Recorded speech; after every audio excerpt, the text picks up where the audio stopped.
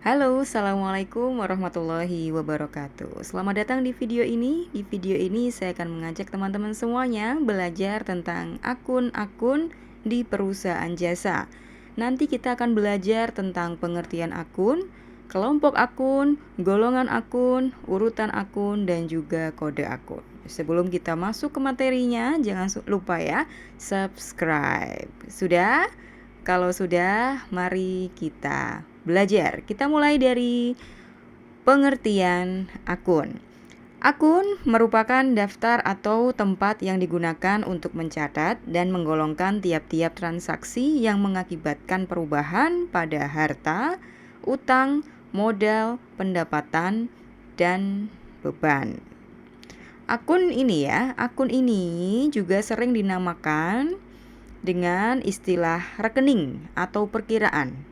Jadi nanti kalau ada yang ngomong tentang pakai istilah rekening atau perkiraan, itu sama dengan akun. Ada 3 istilah ya nanti ya, akun, rekening, atau perkiraan. Namun di video ini saya akan sering menggunakan istilah akun.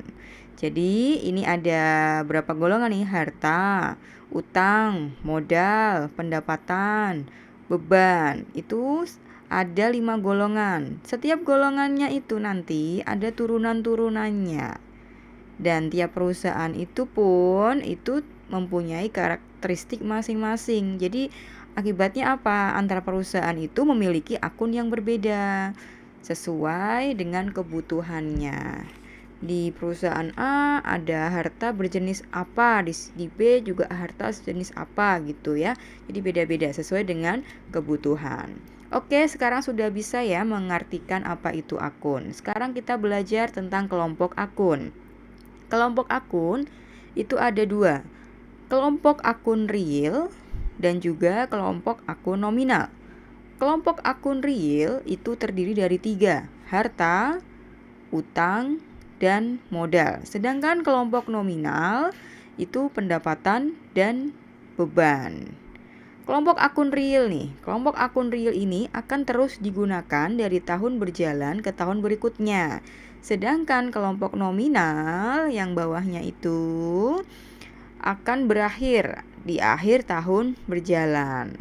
Maka yang kelompok akun real berupa harta, utang, modal perlu terus diakui.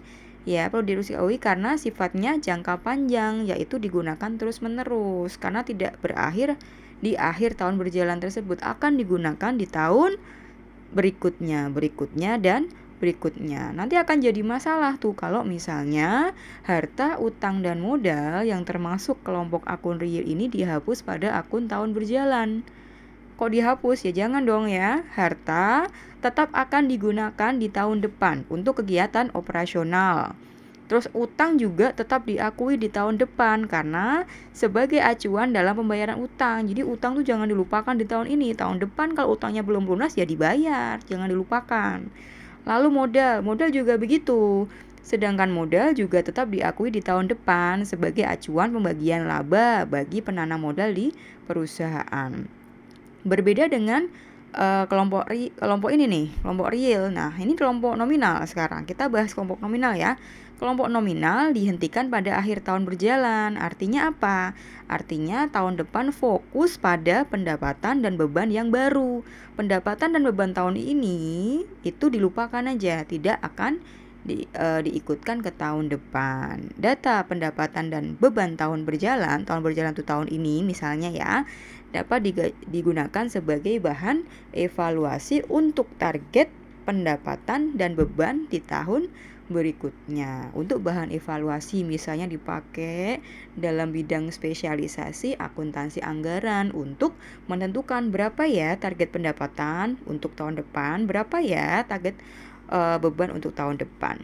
Oke, sekarang udah bisa ya. Kita ulangi lagi apa tadi? Kelompok akun ada 2. Kelompok akun real dan nominal, yaitu kalau real harta, utang, modal, sedangkan nominal adalah pendapatan, beban. Sudah bisa? Oke, sudah bisa. Kalau sudah bisa, kita lanjut ke golongan akun, teman-teman ya. Golongan akun HUMPB, harta, utang, modal, pendapatan, beban. Harta. Harta itu ada harta lancar, harta tetap, harta tidak berwujud, dan harta lain-lain. Kalau utang itu ada utang lancar, utang jangka panjang. Kalau modal ada modal pemilik sama prefer.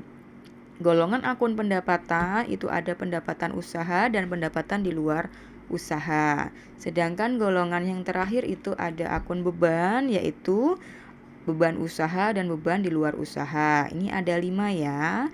Tadi di awal sudah saya sebutkan ada anak-anaknya, ada turunannya. Nah, turunannya ini harta lancar, harta tetap, dan seterusnya yang di kotak bawahnya ini. Nah, yuk kita bahas satu persatu.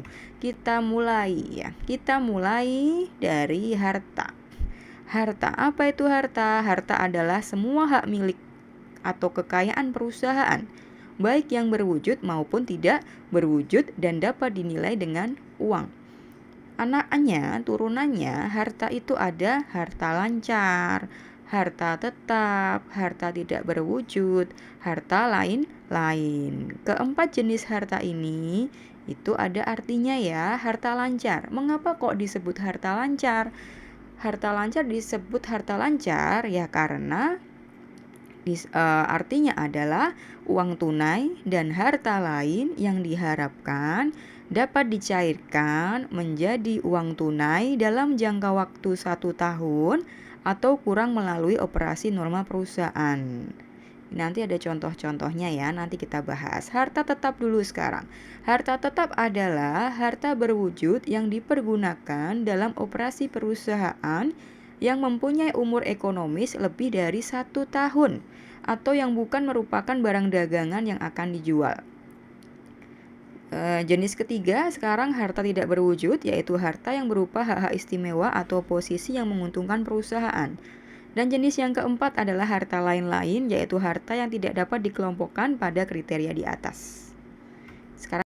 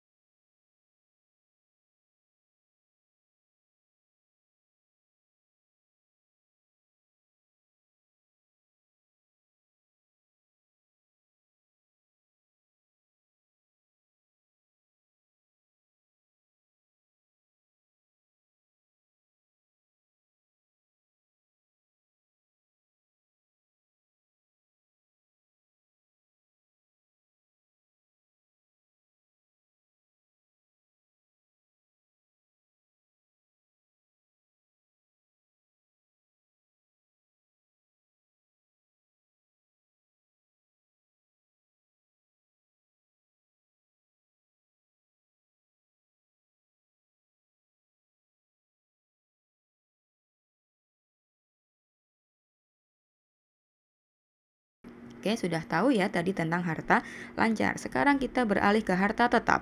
Harta tetap itu adalah harta yang dipergunakan dalam operasi perusahaan yang mempunyai umur ekonomis lebih dari 1 tahun. Kalau harta lancar tadi kurang dari 1 tahun, kalau harta tetap lebih dari 1 tahun. Ada peralatan, ada kendaraan, ada bangunan, ada tanah. Ini contohnya ya.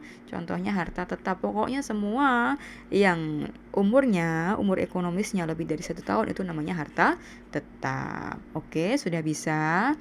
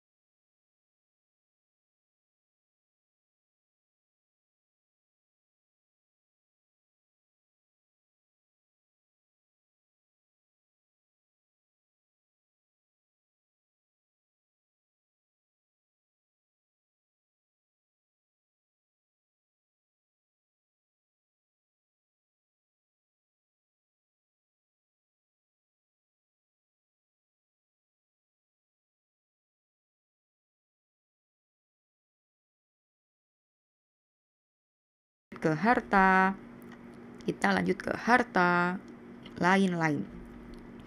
Mesin yang tidak terpakai, tanah yang tidak dijadikan tempat usaha, itu contohnya harta lain-lain. Sesuai ya dengan definisinya tadi ya, yaitu harta yang tidak dapat dikelompokkan pada kriteria-kriteria sebelumnya. Contohnya ya dua ini nggak dipakai semuanya, jadi tidak menghasilkan uang, tidak akan mengundang pendapatan. Ya, itu tentang harta. Selanjutnya kita akan belajar tentang kelompok ya, tentang golongan akun utang. Golongan akun utang di sini. Utang adalah suatu kewajiban yang harus dibayar kepada pihak lain dalam jangka waktu tertentu. Utang terbagi menjadi dua jenis, yaitu utang lancar dan utang jangka panjang. Ini golongannya, ini subgolongannya. Utang lancar adalah suatu kewajiban yang harus dibayar dalam jangka waktu kurang dari 1 tahun. Utang lancar ini juga disebut dengan utang jangka pendek. Makanya ini pasangannya adalah utang jangka panjang. Utang jangka panjang itu kewajiban yang harus dibayar dalam jangka waktu yang relatif lama atau lebih dari 1 tahun. Kalau utang lancar tadi kurang dari 1 tahun, kalau utang jangka panjang itu lebih dari 1 tahun. Utang lancar itu apa saja? Utang lancar itu terdiri dari 4 ini ya. Yang pertama ada utang usaha. Utang usaha itu adalah utang jangka pendek yang tidak disertai perjanjian tertulis. Yang kedua, wesel bayar. Wesel bayar adalah utang jangka pendek dengan disertai perjanjian tertulis. Yang ketiga ada beban yang masih harus dibayar, yaitu kewajiban membayar karena perusahaan menerima manfaat seperti utang bunga, utang gaji, dan utang sewa. Yang keempat, ada pendapatan diterima di muka, yaitu pendapatan yang belum merupakan hak, tetapi sudah diterima pembayarannya, sehingga mempunyai kewajiban untuk menyelesaikannya. Contohnya, sewa diterima di muka dan bunga diterima di muka. Itu utang. Jadi kalau sudah menerima sewa, kalau yang tadi sebelumnya yang kita bahas adalah beban dibayar di muka, yang kita contohkan sewa dibayar di muka, ini kebalikannya ya, sewa diterima di muka. Kalau yang harta lancar tadi adalah sebagai mahasiswa, kalau yang ini sebagai ibu kosnya. Ibu kosnya senang dapat uang, tapi sebenarnya itu adalah utang karena belum menyewakan kok udah dapat uang. Itu yang namanya contohnya sewa diterima di muka. Selanjutnya kita akan belajar tentang utang jangka panjang. Utang jangka panjang ini adalah utang atau kewajiban yang harus dibayar dalam jangka waktu yang relatif lama atau lebih dari 1 tahun. Utang jangka panjang ini terdiri dari utang bank dan juga utang hipotek. Utang bank adalah pinjaman jangka panjang yang diterima dari bank atau lembaga keuangan lain yang digunakan untuk perluasan perusahaan. Sedangkan utang hipotek itu adalah utang jangka panjang dengan jaminan harta tetap. Nah, itu ada 2 ya. Oke, utang sudah tuntas. Sekarang kita ke golongan yang ketiga, yaitu modal. Modal itu apa? Modal itu adalah kekayaan pemilik perusahaan atau hak milik atas harta perusahaan atau hak pemilik atas aktiva perusahaan atau harta perusahaan ya. Aktiva itu nama lainnya harta, yang merupakan kekayaan bersih atau jumlah harta dikurangi utang. Ada dua subgolongan di sini adalah modal pemilik dan juga prive. Modal pemilik itu apa? Yaitu sejumlah harta yang disetorkan oleh pemilik ke perusahaan. Berapa harta yang disetorkan ke perusahaan itu adalah modal pemilik. Kalau prive itu harta yang diambil dari perusahaan untuk kepentingan pribadi pemilik. Walaupun yang mengambil pemilik tetap harus dicatat. Artinya pemilik tidak bebas menggunakan harta perusahaan untuk kepentingan pribadi. Contoh gampangnya begini, waktu jaga toko tiba-tiba ada tukang bakso lewat. Nah, itu ngambil, itu salah satu contohnya ya, contoh sederhananya gitu loh ya, untuk kepentingan pribadi. Jajan gitu, itu namanya prive. Itu cara gampangnya ya, analoginya di kehidupan sehari-hari. Ya, itu aja untuk modal. Selanjutnya adalah golongan pendapatan. Golongan pendapatan ini adalah kenaikan kekayaan perusahaan akibat penjualan produk atau jasa dalam rangka menjalankan kegiatan usaha perusahaan. Ada 2 subgolongan, yaitu pendapatan usaha dan pendapatan di luar usaha. Pendapatan usaha ini diistilahkan juga dengan pendapatan operasional, yaitu pendapatan yang diperoleh dari usaha pokok atau utamanya. Untuk yang jenis kedua, itu ada pendapatan di luar usaha, yaitu atau nama lainnya non-operasional ya. Tadi kan operasional, kalau yang ini non-operasional. Artinya adalah pendapatan yang diperoleh di luar dari usaha pokok atau utamanya. Misalnya dari pendapatan bunga, pendapatan komisi, laba penjualan harta dan sebagainya. Di luar usaha pokoknya itu namanya pendapatan di luar usaha. Sudah tuntas lagi yang pendapatan. Yuk kita ke golongan yang terakhir, yaitu beban. Beban merupakan pengorbanan ekonomis yang dilakukan perusahaan untuk memperoleh barang atau jasa yang digunakan dalam usaha perusahaan dan bermanfaat pada saat periode tertentu. Beban juga dibagi 2, sama halnya dengan pendapatan, yaitu beban usaha dan beban di luar usaha. Kalau beban usaha itu adalah beban yang dikeluarkan untuk dapat mendapat hasil dari usaha pokoknya. Misalnya beban gaji, beban listrik, telepon, dan lain-lain dan sebagainya. Yang kedua itu ada beban di luar usaha, yaitu beban yang dikeluarkan yang tidak ada hubungannya dengan usaha pokok atau utamanya. Misalnya beban bunga, rugi atas penjualan harta. Sudah selesai kita bahas tentang golongan beban dan sub golongannya. Banyak ya, ada banyak ya. Bisa dibaca-baca lagi, bisa didengarkan lagi. Lalu kenapa tadi HUMPB ya, HUMPB gitu ya. Nah, itu urutannya begitu. Dan bawahnya dan untuk subgolongannya juga diurutkan. Diurutkannya berdasarkan apa? Nah, ini ada aturannya. Urutan akun. Nah, kita bahas urutan akun. Urutan akun harta, nah itu harta. Harta itu diurutkan berdasarkan tingkat likuiditasnya, yaitu akun yang jumlahnya lebih mudah berubah. Oke, berubah maksudnya itu ya dari awal tadi ya, harta lancar, harta tetap, kemudian harta tidak berwujud, harta lain. Yang lebih mudah itu kan harta lancar dulu. Habis harta lancar, harta tetap. Habis harta tetap, harta tidak berwujud. Habis harta tidak berwujud, harta lain-lain. Harta lancar itu pun diurutkan lagi dari yang mudah berubah dulu, yaitu dari kas dulu, kas, kemudian piutang usaha, wesel tagih, perlengkapan, kemudian baru beban dibayar di muka. Untuk harta tetap juga begitu ya, dari peralatan, kemudian kendaraan, gedung, tanah. Buka lagi slide yang tadi, yaitu sudah urut ya sesuai dengan likuiditasnya. Lalu ada harta tidak berwujud juga begitu, hak paten, hak cipta, merek, waralaba, goodwill itu ya. Oke. Sudah bisa ya, kita lanjut ke utang. Kalau utang itu diurutkan berdasarkan jangka waktu peminjamannya, yaitu semakin pendek waktu utang, maka semakin awal urutannya. Nah, makanya tadi yang paling atas itu adalah utang jangka pendek, barulah utang jangka panjang, utang lancar, terus utang jangka panjang. Utang jangka pendek pun itu juga diurutkan dari yang jangka waktunya itu apa? Yang paling pendek dulu utang usaha, kemudian wesel bayar, beban yang masih harus dibayar, dan yang terakhir pendapatan diterima di muka. Untuk utang jangka panjang juga begitu, utang bank dulu baru utang hipotek. Terus yang ketiga itu ada modal ya. Modal itu diurutkan berdasarkan kontribusi terbanyak dan terdekat dengan perusahaan. Contohnya misalnya ya, contohnya itu modal pemilik. Nah, itu ada modalnya siapa? Modal si A, si B, si C gitu. Urutannya sesuai kontribusi terbanyak dan terdekat dengan perusahaan. Prefer juga begitu ya. Prefer si A, prefer si B, prefer si C ya. Boleh nama, sebut nama aja.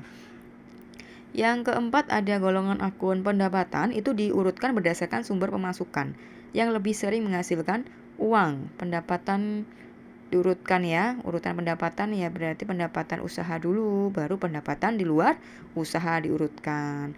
Beban juga begitu, beban diurutkan berdasarkan jenis pengeluaran yang paling rutin dikeluarkan dan paling besar nominalnya. Oke, nah itu untuk urutan akunnya. Oke, kita ke materi yang terakhir. Kayaknya gitu ya. Ya udah, terakhir nih. Kode akun. Kode akun itu adalah kode akun. Kode ya, kode akun itu setiap akun kan terdiri dari satu atau beberapa kata ya. Nah, panjang pendeknya akun yang tidak seragam itu dapat diwakili oleh kode akun agar lebih tertata, mudah ditemukan saat proses akuntansi, mudah mengingat dan mempercepat pencatatan. Kode akun dapat berupa angka, huruf atau gabungan dari keduanya. Maka di sini tertulis ya, nanti ada tiga jenis, tiga kode akun. Yang pertama itu ada numerial. Numerial ini adalah kode dengan menggunakan nomor atau angka. Model nomornya itu nanti ada 3 cara, yaitu yang pertama adalah kelompok. Di kode angka ini dibuat berdasarkan kelompok akun. Kelompoknya itu golongan ya. Golongan harta itu dengan nomor 1, golongan utang itu dengan nomor 2. Jadi ada nomornya 2. Golongan modal nomor 3, golongan pendapatan nomor 4, golongan beban itu nomor 5. Nah, nanti kelompok akun tuh maksudnya ya. Ada 3 angka nanti, 3 angka ya, 3 angka. 111. Nah, 1 yang depan ini adalah mewakili golongan akun harta. Terus 1 yang kedua ini mewakili subgolongan harta lancar. Terus 1 yang ketiga ini mewakili nama akun kas. Jadi kas itu nomor kode akunnya adalah 111. Gitu caranya. Nanti kalau misalnya yang lain misalnya 112 itu ya misalnya piutang ya piutang usaha 112 karena kan 11 tuh kas, terus urutannya 112 tuh piutang karena kan piutang juga termasuk harta lancar. Oke, tetap 1. Tapi nanti kalau sudah harta tetap ini diganti 2. Misalnya peralatan 1, 2, 1 tuh peralatan.